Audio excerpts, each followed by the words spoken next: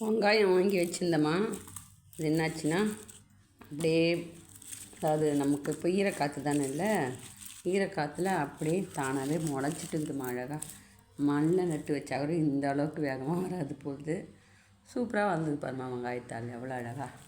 இப்போ நான் என்ன பண்ணலாம், இப்போ வந்துட்டு நான் கூடையில் நிறைய வெங்காயத்தினால இன்னொரு கூடையில் எடுத்து போட்டுட்டு இதை கொஞ்சம் லேசான மண், ரொம்ப முழுகாமல் பாதி மண் மூடுற மாதிரி அப்படியே நட்டு வைக்கலாம் இருக்கம்மா. நட்டு வச்சா சூப்பராக இன்னும் நல்லா நீட்டாக வளரும். ஃப்ரைட் ரைஸுக்கு போட்டுக்கலாம், இல்லை ஆனியன் தோசைக்கும் போட்டுக்கலாம்.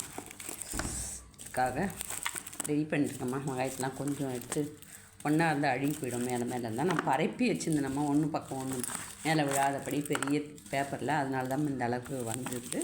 வெங்காயமும் கெடாமல் இருந்து இப்போ அதே மாதிரி 2 பேஸ்கெட்டில் வெங்காயத்தை போட்டு வச்சுட்டு இதான் நட்டு வைக்க போகிறோம்மா. யாருக்கெல்லாம் இந்த மாதிரி வீட்டில், எல்லார் வீட்லேயும் இந்த மாதிரி வளருமோ.